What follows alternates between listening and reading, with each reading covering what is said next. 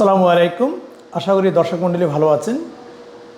যে সকল রোগীদের পিত্তনালীতে পাথর পাওয়া যায়, সাধারণত পিত্তনালী পাথরের প্রাথমিক পরামর্শ হচ্ছে ইআরসিপির মাধ্যমে পিত্তনালীর পাথর বের করে নেওয়া। বিশেষ করে পিত্তনালীতে যদি পাথরের সাইজ 1.5 সেন্টিমিটার বা তার কম থাকে, তাহলে ইআরসিপিটাই হচ্ছে বেস্ট ইন্টারভেনশন বা ট্রিটমেন্ট পদ্ধতি। তবে হ্যাঁ, যদি পাথরের সাইজ 1.5 সেন্টিমিটারের বড় হয় অথবা পিত্তনালীর নিচের অংশ যদি শুকিয়ে যায় এবং মাল্টিপল স্টোন, যেক্ষেত্রে পাথর বের করা সম্ভব না হয়, অথবা পূর্বে একাধিকবার পিত্তনালী পাথরের সার্জারি বা ইআরসিপি করা হয়েছে, সেক্ষেত্রে ওপেন পদ্ধতিতে সার্জারি করে নেওয়া বেটার। বাট আজকে যে ইনফরমেশনটি আপনাদেরকে দিতে চাই, পিত্তনালীর পাথর ইআরসিপির মাধ্যমে ট্রিটমেন্ট করিয়ে নেওয়ার সর্বপ্রথম যে কাজ সেটি হচ্ছে ল্যাপারোস্কোপিক কোলেসিস্টেক্টমি, অর্থাৎ ল্যাপারোস্কোপির মাধ্যমে পিত্তথলিটা ফেলে দেওয়া। কারণ হচ্ছে পিত্তনালীতে যে স্টোন ফর্মেশন হয়, 96% ক্ষেত্রেই পিত্তনালীর পাথর পিত্তথলি থেকে পিত্তনালীতে আসে। কারণ হচ্ছে পিত্তথলি এবং নালীতে একটা সংযোগ স্থল আছে, একটা আসা যাওয়ার পথ আছে। মূলত পাথর ফর্মেশন হয় পিত্তথলিতে, সেই পাথর মাইগ্রেট করে পিত্তনালীতে চলে আসে। তাহলে চিন্তা করুন, আপনি ইআরসিপির মাধ্যমে পিত্তনালীর পাথর ফেলে দিলেন, বাট পিত্তনালীর পাথরের যে সোর্স বা ফ্যাক্টরি সেটি হচ্ছে কিন্তু পিত্তথলি। আপনি যদি পিত্তথলিটা ফেলে না দেন, তাহলে পরবর্তীতে আবারও কিন্তু পিত্তনালীতে পাথর আসবে এবং আবারও সার্জারি বা ইআরসিপি করিয়ে নিতে হবে। এ কারণে ইআরসিপির মাধ্যমে পিত্তনালীর পাথর বের করার পর আপনি আপনার চিকিৎসককে বলবেন আমাদের পরবর্তী করণীয় কী। অবশ্যই পরবর্তী করণীয় হচ্ছে যে কোনো একজন ল্যাপারোস্কোপিক সার্জনের মাধ্যমে পিত্তথলিটা ফেলে দেওয়া। আমি আমার চিকিৎসা জীবনে অনেক রোগী পেয়েছি যাদের পিত্তনালীর পাথর ইআরসিপির মাধ্যমে বের করা হয়েছে, বাট ইআরসিপি করার পরে তিনি জানেনই না তার পরবর্তী চিকিৎসা কী করা উচিত ছিল। হয়তোবা চিকিৎসকও তাকে বলেছেন, কিন্তু তারা বিষয়টি পুরোপুরি অনুধাবন করতে পারেনি। ফলে আমি এরকম অনেক রোগী পেয়েছি যারা দ্বিতীয়বার আবারও পিত্তনালীতে পাথর নিয়ে এসেছেন, অথচ তার ইআরসিপির মাধ্যমে একবার পিত্তনালীর পাথর বের করা হয়েছে। যদি ইআরসিপি করার পরই পিত্তথলিটা ফেলে দেওয়া হতো, ডেফিনেটলি তার পিত্তনালীতে পাথর হওয়ার আর সম্ভাবনা থাকতো না। যেহেতু পিত্তনালীর পাথরের যে সোর্স বা ফ্যাক্টরি সেটি হচ্ছে পিত্তথলি, সেটি তো অলরেডি ফেলে দেওয়া হয়েছে, সুতরাং দ্বিতীয়বার পাথর আসার সম্ভাবনা খুব বেশি থাকে না। আর আপনি যদি ইআরসিপি করার পরে পিত্তথলিটা যদি জায়গায় রেখে দেন, তাহলে তো অবশ্যই তার পিত্তনালীতে আবারও পাথর আসবে। এবং ইআরসিপি করার কতদিন পরে পিত্তথলি ফেলে দেওয়া উচিত? যতটা দ্রুত সম্ভব। ইভেন যদি এমনও হয় যেদিন ইআরসিপি করা হয়েছে সেদিনই যদি পসিবল, সেটাই বেস্ট টাইম।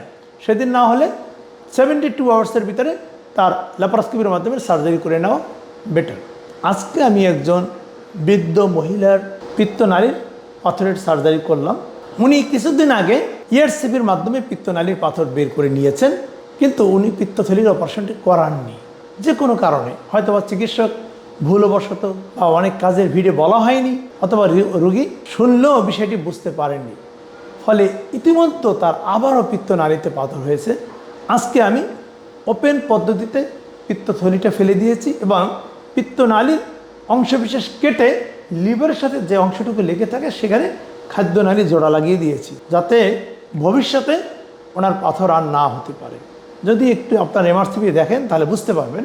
এইমাত্র যে রোগীর অপারেশনটি শেষ করেছি সেই রোগীর এমআরসিপি হচ্ছে পিত্তথলি, নালী, লিভার এবং প্যানক্রিয়াসের নালীর যে কোনো ডিজিজ শনাক্তকরণের জন্য বেস্ট ইনভেস্টিগেশন। আপনারা দেখেন, এটি হচ্ছে পিত্তনালীর শেষ অংশে তার স্টোন আছে এবং এটা হচ্ছে পিত্তথলি, পিত্তনালীতেও স্টোন আছে। বাট কিছুদিন আগে তার ইআরসিপির মাধ্যমে পাথর বের করা হয়েছিল। যেহেতু ইআরসিপি করার পরই তার ল্যাপারোস্কোপির মাধ্যমে পিত্তথলিটি ফেলে দেওয়া হয়নি, ফলে কিছুদিনের মধ্যেই পিত্তথলি থেকে আবারও পাথর মাইগ্রেট করে পিত্তনালীতে এসেছে।